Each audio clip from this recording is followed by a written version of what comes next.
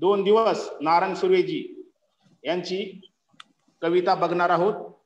नारायण सुर्वे यांचा जन्म 1926 साली मुंबईतील परळ येथे झाला होता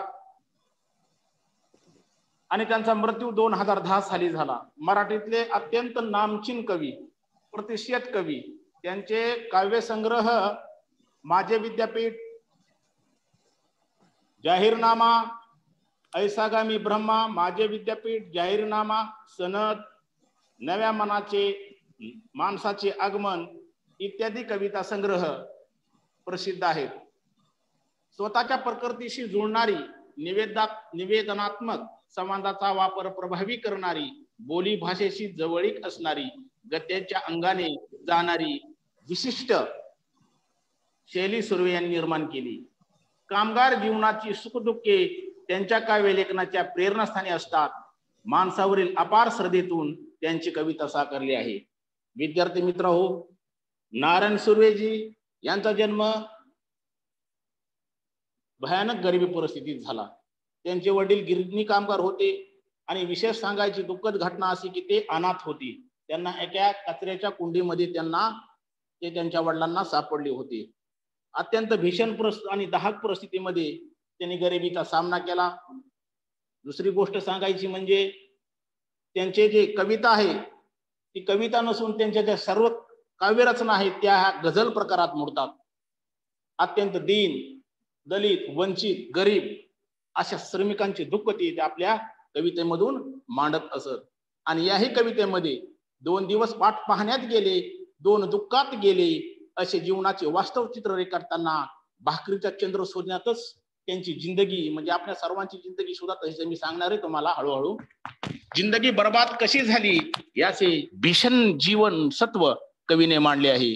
पण हे सत्य मांडताना जगाच्या या शाळेत दुःख पचवून जगण्याची शिकवण आपल्याला मिळाल्याची तो सूचित करतात। आणि सांगण्याचं तात्पर्य हे की आयुष्य प्रत्येक माणसाला, कुणाला 60 वर्षाचं मिळतं, कुणाला 70 वर्षांचं मिळतं, कुणाला 40 वर्षाचं मिळतं, पण आयुष्यात जगत असताना आपल्या कष्ट करून पोट भरण्यामध्येच 2 रोटी मिलने के लिए ही अपनी जिंदगी की कैसी हम भागदौड़ करते हैं, इसमें इस कविता में उन्होंने ये बताया है कि मेरे 2 दिन की राह देखने में गए हैं कि मेरे जिंदगी में कभी ना कभी सुख आएगा, और 2 दिन उससे निडरते में गए हैं की ते दुःखात गेलेले आहेत। असे जीवनाचे वास्तव चित्रण रेखाटताना भाकरीचा चंद्र आणि भाकरी रोटी कशी होती है, चांद जैसी होती है, आणि ती रोटीची शोधण्यातच माझी जिंदगी कशी बर्बाद झाली। सामान्य लोकांचं जीवन किती भयानक आहे, कामगार लोकांचं जीवन, गरिबीत जगणाऱ्या लोकांचं जीवन किती भयानक आहे हे ते काय करतात आपल्या कवितेमध्ये, या 2 दिवस कवितेमध्ये सांगतायत। मी तुम्हाला कविता वाचून दाखवतो। 2 दिवस वाट पाहण्यात गेले, 2 दुःखात गेले, 2 दिवस वाट पाहण्यात गेले, 2 दुःखात गेले, हिशोब करतो आहे किती राहिलेत डोईवर उन्हाळे, शेकडो वेळा चंद्र आला, तारे फुलले, रात्र धुंद झाली, भाकरीचा चंद्र शोधण्यातच जिंदगी बर्बाद झाली। हे हात माझे सर्वस्व दारिद्र्याकडेच गहाण राहिले, हे हात माझे सर्वस्व दारिद्र्याकडेच गहाण राहिले, कधी माना उंचावलेले, कधी कलम झालेले पाहिले, हर घडी अश्रू वाळविले नाहीत, पण असेही क्षण आले तेव्हाच अश्रू मित्र होऊन सह्यास धावून आले। दुनियेचा विचार हर घडी केला, आगा जगमय झालो, दुःख पेलावे कसे, दुःख पुन्हा जगावे कसे, याच शाळेत शिकलो, झोतबट्टीत शेकावे पोलाद तसे, आयुष्य छान शेकले, 2 दिवस वाट पाहण्यात गेले, 2 दुःखात गेले। आता या कवितेचा अर्थ समजावून घेत असताना कवी नारायण सुर्वे आपल्या गरिबीत आपल्याला कसं जगावं लागलं, गरिबीची सामना आपण कसा केला, आपल्यात साऱ्या काही क्वालिटी असताना केवळ पैसे नाहीत, आपण गरीब आहोत, 1-2 दिवसाची जिंदगी जीवन जगत असताना आपल्याला कसा त्याचा सामना करावा लागला, या साऱ्या गोष्टी या कवितेत त्यांनी सांगितल्या आहेत। 2 दिवस वाट पाहण्यात गेले, 2 दुःखात गेले, हिशोब करतो आहे किती राहिलेत डोईवर उन्हाळे। कवी नारायण सुर्वे याचा एकंदरीत जीवन प्रवासच कसा आहे, अत्यंत संघर्षमय व खडतर होता। अत्यंत म्हणजे एक तर गरिबी जन्म, आई नाहीत, वडील नाहीत, कुणीतरी जन्माला कचऱ्याच्या कुंडीत फेकून दिलं, कुणाला तरी गिरणी कामगाराला ते त्या खड्ड्यात तिथे ते सापडले, त्यांना घरी नेलं, अनाथ म्हणून त्यांना वाढवलं, त्यांनी हाती पडल ते काम केलं, म्हणजे श्रीमंत लोकांचे कुत्रे सांभाळण्याचं काम केलं, कंपनीत काम केलं, गिरणी कामगार मधून काम केलं, लोखंडाच्या भट्टीत काम केलं. तर हे सारं करत असताना कामगार, दीन, गरीब, वंचित अशा लोकांचे दुःख ते काय केले, बघत गेले. आणि हे बघत असतानाच काय की साऱ्या गोष्टींना ते तिथे शिकत गेले, दुःखांचा सामना करत गेले. आणि म्हणून म्हणतात की 2 दिवस वाट पाहण्यात गेले, 2 दुःखात गेले, हिशोब करतो आहे, किती राहिले तर डोईवर उन्हाळे. आणि मग कवी म्हणतात की अत्यंत संघर्षमय आणि खडतर परिस्थितीमध्ये मी काय करतो आहे, जीवन जगत आलेलो आहे. आलेला रोजचा दिवस, हर दिन ते उद्याच्या आशावादावर जगत, आने वाला हर पल कि कल मेरा अच्छा होगा. आज मैं दुख का सामना कर रहा हूं तो कल मेरी जिंदगी में क्या हुआ, कुछ ना कुछ बदलाव जरूंगा. मैं संघर्ष कर रहा हूं कि मेरी जिंदगी कुछ ना कुछ पल के लिए तो कम से कम बदल जाए. लेकिन ऐसा होता ना कि और हिसाब कर रहे हैं कि किती राहिले डोईवर उन्हाळे, आणि और कितनी साल तक जीना है. आज संघर्ष कर रहा हूं, आज खुशी आएगी, कल खुशी आएगी. लेकिन ये गरीबी में 2 वक्त की रोटी कमाने के चक्कर में उन्होंने इतना दुखों का सामना किया है की त्यांना सुख काय असतं हेच माहित नाही. 2 दिवस वाट पाहण्यात गेले, 2 दुःखात गेले, हिशोब करतो आहे की किती राहिले तर डोईवर उन्हाळे. आणि मग मी हिशोब करतोय. ते कवी म्हणून म्हणतात की ते उद्याच्या आशावादावर जगतायत. कम से कम कल तो आशावाद, आदमी को आशावादी होना चाहिए. आज नहीं तो कल मैं सुधर जाऊंगा, मेरी जिंदगी सुधर जाएगी, मेरे बच्चे खुशी में रहेंगे, अच्छा घर होगा, अच्छा खाना खाने को मिलेगा, मेरे बच्चे अच्छे कॉलेज में पढ़ेंगे. लेकिन ऐसा उनका हुआ नहीं है. इतना संघर्ष वो क्या कर रहे थे. म्हणून कवी म्हणतात माझ्या जीवनाचे 2 दिवस उद्या येणाऱ्या चांगल्या दिवसाची वाट पाहण्यातच गेलेत. आणि काय झालंय की मेरे जिंदगी में आने वाले जो 2 दिन है वो कभी ना कभी खुशी के दिन आएंगे. ये इसकी राह देखते देखते, वाट बघणे म्हणजे काय, राह देखना, हे बघण्यात जे आहेत तेच त्याच्यामध्येच गेलेत. आणि दुसरे जे आहेत ते 2 दुःखामध्ये गेलेत, चांगल्या दिवसाची वाट पाहण्यात गेलेत. आणि त्याच 2 दिवस काय झाले आहेत, ते वाट पाहण्यामध्येच दुःखात व्यतीत झालेत. माझ्या जीवनाचे किती दिवस अजून शिल्लक आहेत हे मला सुद्धा माहित नाही. याचाच हिशोब मी काय करत आहे. आणि माझ्या जीवनामध्ये मी जगत असताना आता माझ्याकडे किती दिवस राहिलेत. पूरे जिंदगी भर मैंने संघर्ष किया है, स्ट्रगल किया है कि कभी न कभी खुशी का मौका मुझे मिलने वाला है. लेकिन आज तक कोई दिन ऐसा नहीं निकला कि मुझे सुख नसीब हुआ है. हिशोब कर रहा हूं अब कितने दिन जीना है मुझे, किती दिवस राहिले डोईवर. डोईवर म्हणजे डोक्यावर, उन्हाळे म्हणजे समोर, उन्हाळा ऋतू. किती उन्हाळे पावसाळे मी जगणार आहे. 2 दिवस वाट पाहण्यात गेलेत, 2 दुःखात गेलेत. आणि आता हिशोब करतोय की किती राहिलेत माझ्या डोईवर उन्हाळे. म्हणजे आता मी हिशोब करतोय की माझ्या डोईवर किती उन्हाळे राहिले आहेत.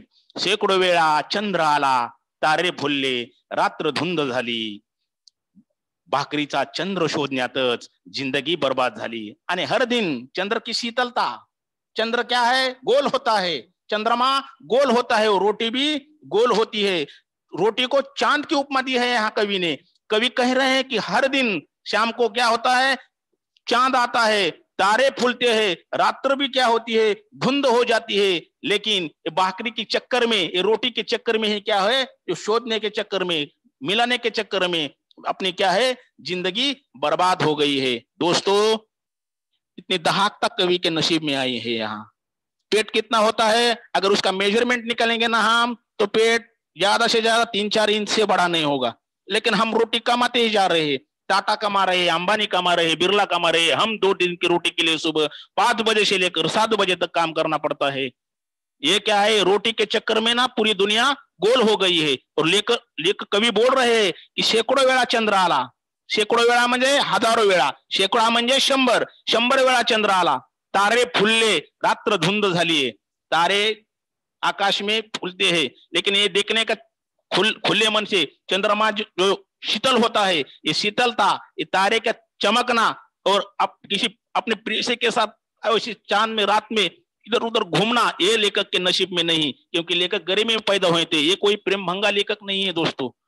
कि गरीब और वंचित के लिए कष्ट करने वाले दुखों का साम्राज्य इनके सामने खड़ा हुआ था। लोगों के सामने अमीरी का साम्राज्य होता है और ये अपने दुखों से ही भरे हुए थे। शेकडो वेळा चंद्र आला, तारे फुलले, रात्र धुंद झाली आणि भाकरीचा चंद्र शोधण्यातच जिंदगी बर्बाद झाली. आणि कवी सांगतायत की असे हजारो वेळा माझ्याही नशिबात चंद्र आला, तो मी बघितला, पण त्याची शीतलता घेण्याचा अनुभव, त्याची शांतता बघण्याचा अनुभव, ते तारे बघणं आणि काल्पनिक काहीतरी लिहिणं हे माझ्या नशिबात नव्हतं. रात्र धुंद झाल्या, पण रोटी के चक्कर में क्या है, ये रोटी शोधने के चक्कर में, रोटी का ध्यास लेने के चक्कर में पैसा कमाना है अपने फैमिली के लिए, सोच रहे कि कभी न कभी दिन आएगा कोई न कोई, लेकिन ये भाकरी के चक्कर में क्या हो गई, उनकी जिंदगी बर्बाद हो गई. और सभी का वैसा ही है दोस्तों. आणि भाकरीचा चंद्र शोधण्यातच काय होते, जिंदगी बर्बाद होती. आप जब बड़े बन जाओगे ना, तब समझ में आएगा कि रोटी कमाने के लिए कितने पापड़ बेलने पड़ते हैं. इस पेट कम वक्त भरता ही नहीं और हर दिन उसी के चक्कर में हमें क्या होते हैं, जिंदगी में हमारे सामने दुख आया है क्या सुख आया है, इसका हिसाब ना करते हुए हम एक एक दिन क्या करते हैं, काटते जाते हैं. 2 दिन राह देखते हैं फिर कि कभी न कभी खुशी जाहिर करने का मौका हमको भी मिलेगा, लेकिन ऐसा होता नाही है. आणि म्हणून लेखक म्हणतात, कवी म्हणतात की शेकडो वेळा चंद्र आला, तारे फुलले, रात्र धुंद झाली आणि भाकरीचा चंद्र शोधण्यातच जिंदगी बर्बाद झाली. 2 दिवस वाट पाहण्यात गेलेत, 2 दुःखात गेलेत. आता हिशोब करायलेत कवी की आपल्याला अजून किती वर्ष जगायचंय, किती जगणार आहेत. आणि हे सारे जीवनभर काय झाले, असं कितीतरी वेळेस कितने ऋतु बदल गए, चंद्र आ गया, तारे फूल गए, लेकिन ये रोटी की जो चंद्र जैसी दिखती है ना गोल गोल, इसके चक्कर में ही मेरी पूरी क्या हो गई, जिंदगी बर्बाद हो गई. दुसरा स्टांजा दुसरा आहे, वाट पाहण्यात गेले म्हणजे सुखाच्या समृद्धीच्या प्रतीक्षेत गेले. वाट पाहण्यात म्हणजे राह देखना, सुख अभी न कभी आएगा इसके प्रतीक्षा में गए. शेकडो वेळा म्हणजे अनेक वेळा, 100 टाइम. बर्बाद झाली म्हणजे नष्ट होणार, डोईवर म्हणजे डोक्यावर, आणि धुंद म्हणजे अंधकार. धुंद म्हणजे काय, अंधकार. अशा पद्धतीने कवी इथे हे करतायत, सांगतायत, हे हात माझे सर्वस्व काय दारिद्र्याकडेच गहाण राहिले, कधी माना उंचावलेले, कधी कलम झालेले पाहिले.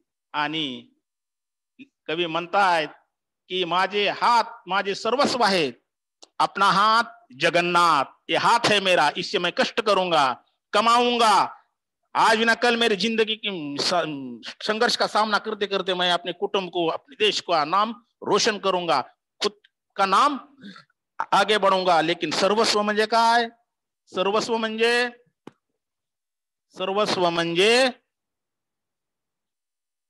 एव्हरीथिंग.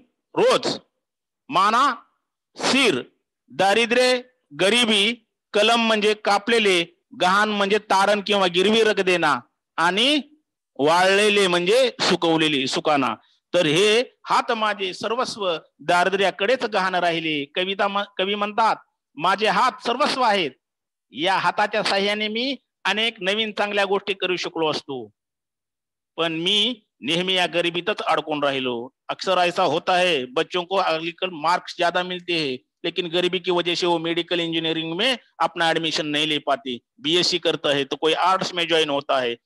अपने पास क्वालिटी है, लेकिन गरीबी के चक्कर में अपने सारे सपने पुरे नहीं होते. दारिद्र्याकडेच गहाण राहिले म्हणजे गरिबीकडेच गहाण राहिले. माझ्या हातात ताकद है, मेरे हाथ में सर्वस्व है, मैं कुछ भी कर सकता हूं, लेकिन ये दारिद्र्य का सामना करते करते मैं अपने आप को इतना गरीब समझ रहा हूं कि अब मुझसे कोई बड़ा हो जाए, इसका आत्मविश्वास अब मुझ में रहा नहीं है. ते मी काय केले आहेत, गरिबीकडे गहाण टाकलेत. गहाण टाकणे म्हणजे तारण टाकलेले आहेत, आणि कधी माना उंचावलेले तर कधी कलम झालेले पाहिले. गरिबीतच अडकून राहिल्यानंतर रोजचे जीवन जगण्यासाठी मी माझ्या हाताचा उपयोग केला, पण कधी कधी दारिद्र्यात गुंतलेले हात मी मनात उंचावलेले पाहिले. म्हणजे नवीन काहीतरी करण्याची इच्छा माझ्या मनात निर्माण झाली, पण जसे सभोवतालीचा परिस्थिती किंवा वास्तवाची जाणीव झाली की असे वाटायचे की माझे हात अजून कोणीतरी काय केलेले आहेत, कलम केलेले आहेत, कापलेले आहेत. कारण जीवनाचं दाहक वास्तव कवीने या ओळीमध्ये मांडलेला है। मैं ही आम आदमी जैसा आम सब है, अमीर आदमी को भी 2 पैर 2 हात है, वो कष्ट करेल, लेकिन माझ्याकडे काय आहे? माझ्याकडे फक्त गरिबी आहे, 18 विश्व दारिद्र्य आहे, आणि ह्या दारिद्र्याचा सामना करण्यासाठी मी काय केलं आहे? माझं सर्वस्व त्या दारिद्र्याकडे गहाण ठेवलोय। कधी माना उंचावलेले तर कधी कलम झालेले पाहिले। मेरे मन में था कि मैं बहुत कुछ करूं, उंच माने न चालू, समाजात मान सम्मान पद प्रतिष्ठा सब कुछ मेरे नसीब में हो, लेकिन ऐसा हुआ नहीं। इस गरीबी के चक्कर में मेरा सर्वस्व जो है, जो मैंने गहान रखा था, वो उसकी वजह से मेरे हाथ उस गरीबी की में ही क्या हो गए? कलम हो गए, कापून टाकले। निर्माण झाली तसे सभोवतालची परिस्थिती बदलण्याची हिम्मत, वास्तवाची जाणीव झाली की असे वाटायचे की माझे हातच कोणी कलम करून टाकले आहेत। जब मुझे गरीबी की मालूम पड़ता था कि हम गरीब है, ऊंची उड़ान लेने के चक्कर में जब कभी याद आता था कि हम गरीब है, तो मेरा जो माना उंचावलेले हात आहेत ते कुणीतरी काय केले आहे? कलम केलेले आहेत, असं लेखकाला कवीला वाटतं। हे माझे सर्वस्व दारिद्र्याकडेच गहाण राहिले, कधी माना उंचावलेले कधी कलम झालेले पाहिले। आणि कवी म्हणतात की माझे हात माझे सर्वस्व आहेत, या हाताच्या सहाय्याने मी अनेक नवीन चांगल्या गोष्टी करू शकलो आहेत। काय आहेत माझे हात सर्वस्व आहेत, पण मी नेहमी या गरिबीतच अडकून राहिलो। पण मला काय, या गरिबीच्या पलीकडे दुसरं काही माझ्या नशिबात नव्हतं। मी जास्त स्वप्न बघितले नाहीत, हम सपने देखते हैं लेकिन मेरे सपने देखने कभी साकार नहीं हुए। रोजचे जीवन जगण्यासाठी जे कष्ट करायचे आहेत, रोजची रोटी कमावण्यासाठी, दाल रोटी चावल कमाने के लिए जितना कष्ट करने हैं, उससे बाहर मैं कभी निकला नहीं हूं। जगण्यासाठी मी माझ्या हाताचा उपयोग केला, कष्ट केले सामर्थ्यवान हातानं, पण मला ज्यावेळेस माझ्या गरिबीची आठवण झाली त्यावेळेस मात्र काय वाटायचं की हे आपले कात काय झाले आहेत? दारिद्र्यात गुंतलेले आहेत, आपण गरीब आहोत, आपण काय गुंतलेले मी उंचावलेले पाहिलेत। म्हणजे नवीन काहीतरी करण्याची उर्मी, ज्यावेळेस मी असे हात आकाशाकडे उंचावली आणि विनवलं की बाबा आता मी काहीतरी करू शकतो, पण हे उंचावलेले हात त्या गरिबीची जेव्हा मला आठवण झाली त्यावेळेस काय झालं? ते कलम झाल्याचे मला जाणून राहिलं। हर घडी अश्रू वाळविले नाहीत, पण असेही क्षण आले तेव्हाच अश्रू मित्र होऊन सह्यास धावून आले। आणि मग कवी म्हणतात की हर घडी मी काय केले? अश्रू याने आसू वाळविले म्हणजे सुकाना, पण असेही क्षण आले तेव्हा अश्रूचे मित्र होऊन सह्यास धावून आले। आणि ज्यावेळेस माझ्या आतला आत्मविश्वासच निर्माण संपून गेला, कवी नारायण सुर्वे यांना आपल्या जीवनात सतत हाल, अपेष्टा, दीन दारिद्र्य याचा सामना करावा लागला। एक वेळ तर अशी आली होती मित्रांनो की त्यांचा 22 दिवसाचा मुलगा ते तिथे माटोंग्याला कुठेतरी परळला झोपड़पट्टीत राहायचे, झोपड़पट्टी में रहते थे कवि, और उनको बच्चा हो गया था। अपने बीएमसी में कभी कभी तो उन्होंने सिपाही की नौकरी भी की थी बीएमसी में। सांगने का तात्पर्य है, थोड़ा आउट ऑफ ट्रैक बता रहा हूं, लेकिन जब उनका घर टूटा तो अपने उस 22 दिन के बच्चे के साथ वो 2 महीने फुटपाथ पे रहे थे। ऐसे दिन उन्होंने निकाले हैं। असंख्य काम केले, बीएमसी सेवकाची नौकरी केली, श्रीमंत लोगों के घर पे कुत्ते संभालने की नौकरी की, जो कुछ बताएगा वो किया, माली काम किया, अपने बीएमसी में सिपाही का काम किया। लेकिन इसमें भी क्या है, कवि ने हार नहीं मानी, वो बहुत सीखे, इतने सीखे कि गवर्नमेंट ने, भारत सरकार ने उन्हें पद्मश्री पुरस्कार से सम्मानित किया था। हर घडी अश्रू वाळविले नाहीत, पण असेही क्षण आले तेव्हाच अश्रू मित्र होऊन सह्यास धावून आले। आणि कवी म्हणतात नारायण सुर्वे यांना आपल्या जीवनात सतत हाल, अपेष्टा, अपमान, उपेक्षा यांचा सामना करावा लागला, परिस्थिती सतत संघर्ष करावा लागला। आणि जो परिस्थिती है गरीबी परिस्थिती, उससे उन्होंने काफी संघर्ष किया था। अशा ह्या जीवन संघर्षातून जात असताना कधी कधी त्यांना रडावेसे वाटले, और ऐसे दुखों भरे दिनों का सामना करते करते उन्होंने क्या किया था, कभी कभी उनके आंखों में आंसू भी आते थे। लेकिन एक बात सत्य अच्छी है कि आप रोने से क्या होता है, अपना दुख हल्का होता है, अपना मन हल्का होता है। इसीलिए अपना मन हल्का करने के लिए कभी न कभी रोना जरूरी है। अंदर के अंदर घुसमट नहीं होनी चाहिए. मतलब बात ही आहे की आतल्या आत घुसमट करायची नसते. कुणाजवळ तरी आपलं मन मोकळं करणं हे काळाची गरज आहे. आणि लेखक म्हणतायत की ज्या ज्यावेळेस माझ्यावर अशी वेळ आली, जब जब ऐसा लगा मुझे कि अब मुझे दुखों का ज्यादा सामना करना पड़ा और मेरे आंखों में आंसू आए, उसी टाइम वही आंसू मेरे क्या हुए थे, अच्छा दोस्त बन के रहे थे. मेरा सहाय्य किया था. सहाय्य करने म्हणजे उन्होंने ही मेरी क्या की थी, मदत की थी. हरघडो अश्रू वाळविले नाहीत, पण असेही क्षण आले तेव्हाच अश्रू मित्र होऊन सहाय्यास धावून आले. आणि मनात दडवलेले दुःख वेदना यांना वाट मोकळी करून द्यायची असेल, आपलं मन हलकं करायचं असेल तर रडण्याशिवाय पर्याय नाही. काय, रोने सिवाय पर्याय नहीं है. क्योंकि जब ऐसा दिन आया, जब ऐसा क्षण आया कि अब रोना ही बेहतर है, ऐसा कवि को लगा, तो उन्होंने मनमुक्त रोए और रोने के बाद वो आंसू ही उनके क्या हो गए, मित्र बनकर उनका सहायक और मदतनीस दोस्त बन गए, उनको सहायता की. दुःख वेदना यांना मोकळी वाट करून देण्यासाठी अश्रुत मित्रासारखे मदतीला धावून आले. म्हणजे काही प्रसंगी आपल्या मनातले दुःख इतरापाशी व्यक्त न करता ते फक्त मनसोक्त रडले. रडल्यामुळे त्यांचे दुःख हलके झाले. त्यांच्या दुःखात त्यांना त्यांच्याच अश्रूंनी एका मित्राप्रमाणे काय केली, साथ दिलेली आहे. आणि कवी म्हणतात की तेच आसू मेरे दोस्त बनकर आये. हे हात माझे सर्वस्व दारिद्र्याकडेच गहाण राहिले. कधी माना उंचवलेले, कधी कलम झालेले पाहिले. हर घडी अश्रू वाळविले नाहीत. म्हणजे प्रत्येक वेळी मी रडायचं असं सोडून दिलं नाही. ज्या ज्या वेळेस माझ्या डोळ्यात अश्रू आले त्यावेळेस मी रडलोच, पण असेही क्षण आले तेव्हा अश्रूच माझे काय झाले, मित्र म्हणून धावून आले. दुःखांचा सामना करत असताना, संकटाचा सामना करत असताना, हाल अपेष्टा गरिबीशी झगडत असताना ज्या ज्या वेळेस कवीला वाटलं की आता रडायला पाहिजे, त्याने अश्रू दाबले का, आपलं नाही, आपल्या दुःखाला वाट मोकळी करून दिली.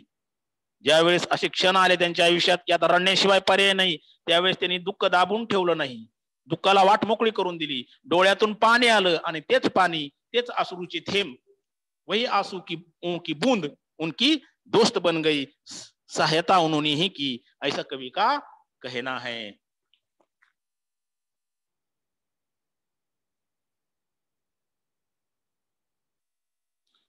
दुनेचा विचार हर घडी केला, अगा जगमय झालो. दुनेचा विचार हर घडी केला, अगा जगमय झालो. दुःख पेलावे कसे, पुन्हा जगावे कसे, याच शाळेत शिकलो. आणि कवी म्हणतात की दुनियेचा विचार, मी जरी गरीब असलो तरी मी एवढा मनानं श्रीमंत आहे, माझ्यात एवढी क्रिएटिव्हिटी भरलेली की ह्या जगाचा विचार मी दुःखांचा सामना करत असताना सुद्धा काय केलेला आहे. आणि जगमय झालो, जगाला माहित झालो मी दुःख पेलायचे कसे, पुन्हा जगायचे कसे, याच शाळेत शिकलो. आणि इतना अनुभव उनको आ गया, दुखों का सामना करते करते हाल अपेष्टा में जिंदगी जीते जीते एवढा त्यांना कॉन्फिडन्स आला की ते दुःख कसे सहन करायचे आणि पुन्हा कसं त्यातून उभारी घ्यायची, पुन्हा कसं जगायचं, ते ह्याच शाळेत, या जगाच्या शाळेतच शिकलो. जब हमने, दुनिया खूप गोल आहे. सांगायचं म्हणजे महत्वाची गोष्ट अशी आहे की ज्यावेळेस आपण बाहेर जातो तर दुनिया आपल्याला पहिले अनुभव देते, मग आपण त्यातून शिकतो. ही जगाची शाळा झाली. आपण आता शाळेत शिकताय, पहिले तुमचे अभ्यास घेतले जातो आणि तुम्ही परीक्षा देता, ही तुमची परीक्षा असते. पण ज्यावेळेस तुम्ही जीवन जगत असताना बाहेरच्या शाळेत म्हणजे बाहेरच्या दुनियामध्ये पडाल, बाहर की दुनिया कैसी है देखने लगेगी, तो वो पहले अनुभव देती है और फिर हमको पता चलता है कि ये नया कुछ सीखने को मिलता है.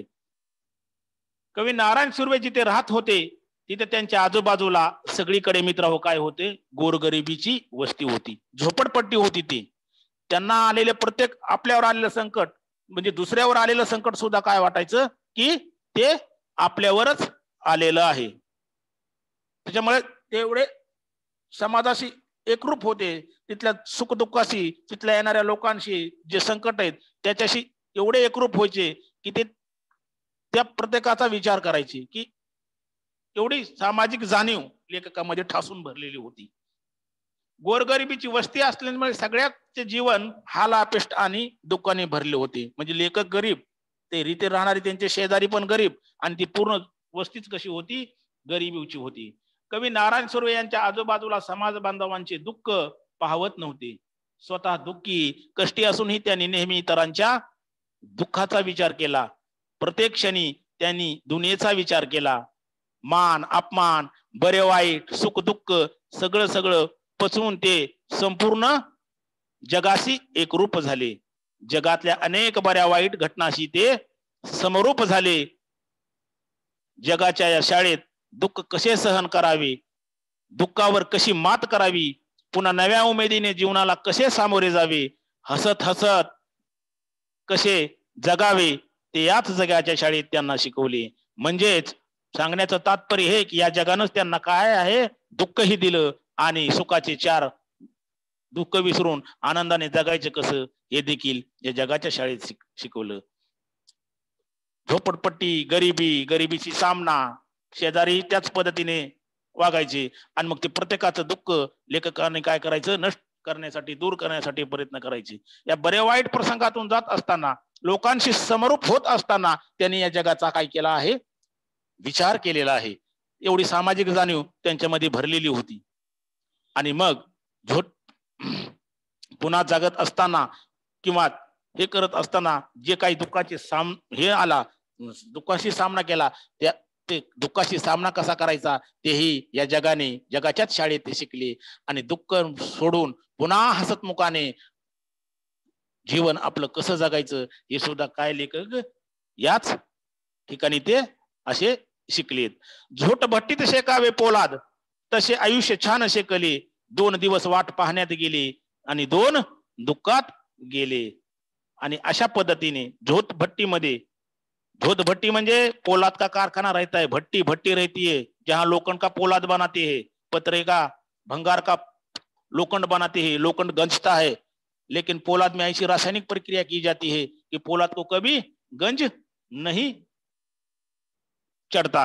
वही उपमा उधर दी है, जग की झोट भट्टी शेकावे पोलाद तसे आयुष्य छान शेकले. आगा म्हणजे अरे, जगमय झालो चमकलो, पेलावे सहन करावे. झोत भट्टीत म्हणजे फर्नास, पोलाद लोखंड शेवळे, शेकले म्हणजे तापवले, आपण हे केले. गरिबीत जीवन जगत असताना नारायण सुर्वे जगाच्या प्रचंड मोठ्या शाळेत शिकत होते. झोत भट्टीत लोखंड शेकण्याचं म्हणजे काय, जगाच्या शाळेत ते खूप शिकत होती. खूप वेगवेगळे अनुभव त्यांना मिळत होते. गरिबीचा सामना करणाऱ्या माणसाला अभिमान नसतो, स्वाभिमान नसतो. येणारा दिवस काढायचा कसा हे त्याच्या समोर सगळ्यात मोठा प्रश्न असतो. त्यामुळे मान अपमान, सन्मान, पद, प्रतिष्ठा असं काही त्यांच्या वाट्याला कधी आलं नव्हतं. नंतर लेखक खूप मोठे झाले, मराठीतले नामचीन साहित्य झाले, सरकारने त्यांचा गौरव केला, लेक्चरर झाले, प्राध्यापक झाले, साहित्यिक झाले. पण त्यांचं बालपण, त्यांचं तरुणपण हे असं काय अगदी लोखंडाच्या भट्टीत जसं पोलाद तापून निकतं, शेकून निकतं. लोखंड बनने की प्रक्रिया कैसी होती है, भंगार से जब हम लोखंड बनाते हैं तो उसका क्या होता है, पहला उसका पानी पानी करना पड़ता है, उसका वैसा रस होता है, वो पानी पानी करके उसको घट ऐसा कड़क बनाना पड़ता है. उसी तरह लेकर की जवानी, उसका बचपन, ये ऐसे अनुभव लेते लेते क्या हुआ था, उस भट्टी में, जग की वो जो भट्टी है उस भट्टी में सीखते सीखते वो इतने कड़क बन गए थे कि आयुष्य इतने एवढं शेकलं म्हणतात की जसं पोलाद टणक बनतं, कितीही काहीही संकट आलं त्याच्यावर, कुठेही टाकलं तरी ते नंतर गंजत नाही. त्या पद्धतीने माझं आयुष्य एवढं ह्या जगाच्या शाळेत प्रचंड प्रमाणात तापून निघालंय, शेकून निघालंय की आता मी कुठल्याही दुःखाला आणि संकटाला घाबरणार नाही. त्याच्याशी सामना करायला मी काय आहे, तयार आहे, असं लेखकांना काय वाटतं, कवीला वाटतंय. आणि तरी सुद्धा एवढं टणक बनवून ह्या जगाच्या शाळेत अनुभव घेऊन सुद्धा ते धडपडत होते. कधीच निराश, कधी कधी निराशी होत होते. जगणं निरंतर सुरूच होतं ह्या जगाच्या शाळेमध्ये.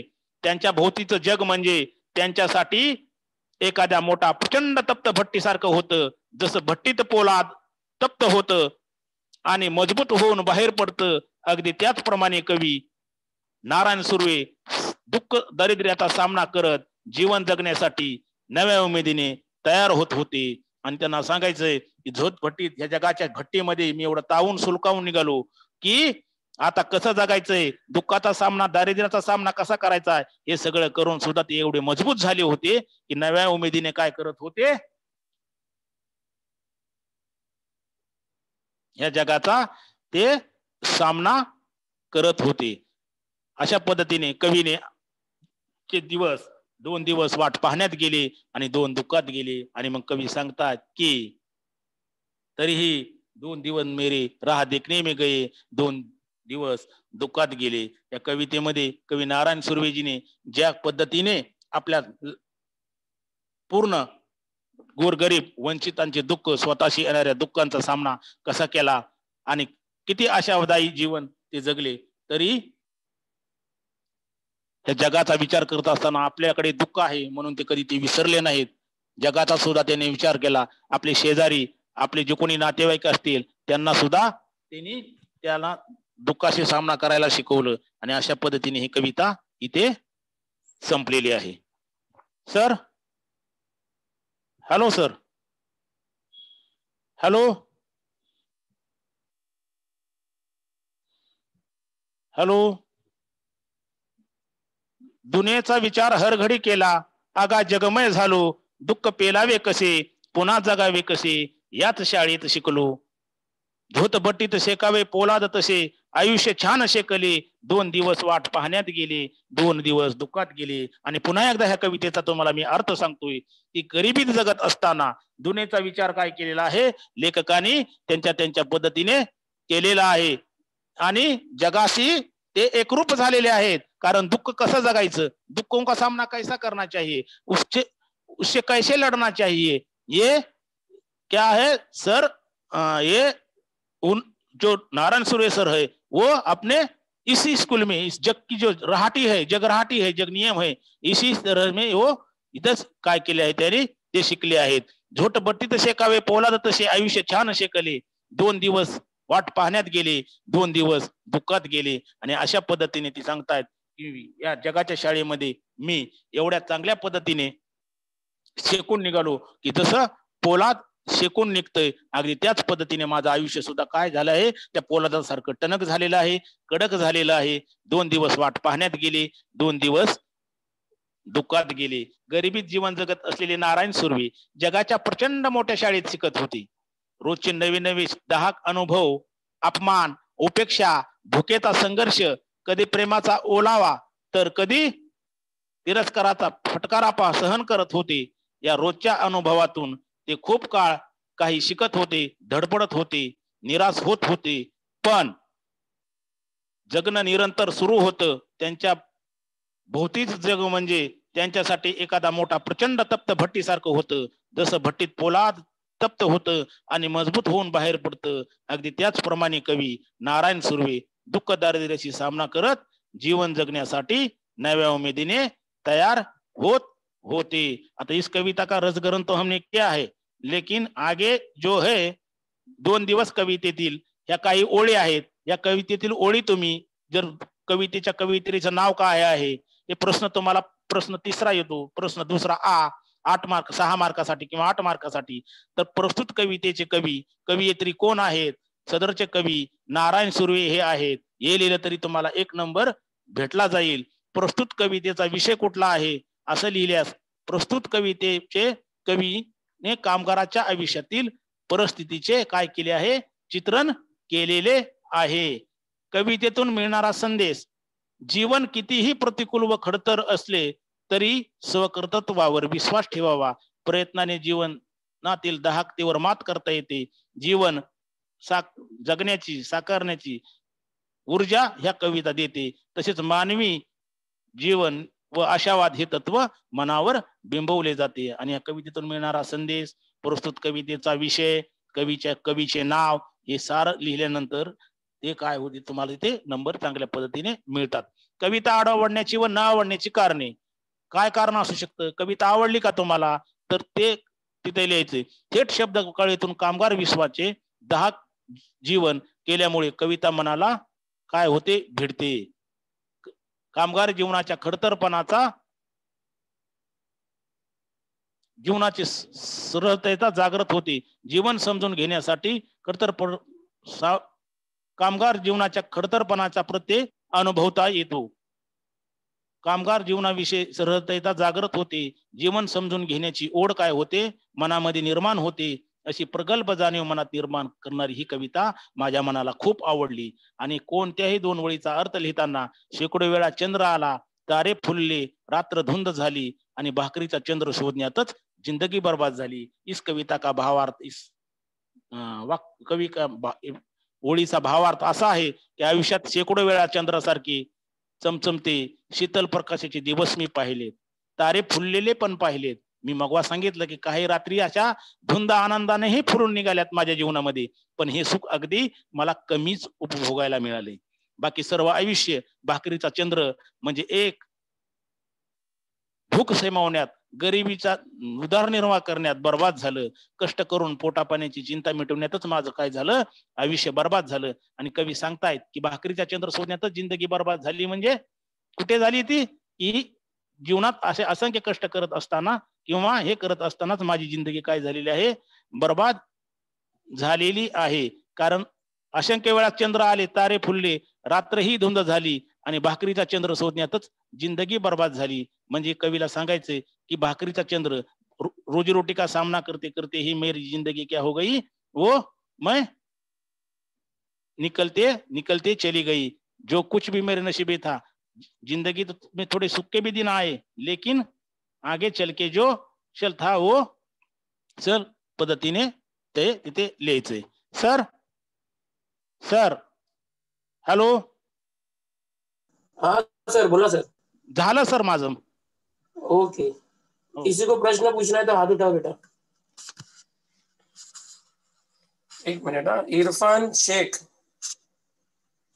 माइक चालू करो इरफान. Yes sir. सर चालू कर दिया माइक. अरे वो हाथ उठाया ना बेटा, कुछ पूछना है? No sir. हाँ तो हाथ क्यों उठा रहा है बेटा? चलो हाथ नीचे करो. हाँ हाँ सर. ठीक है. और किसी को कुछ पूछना है?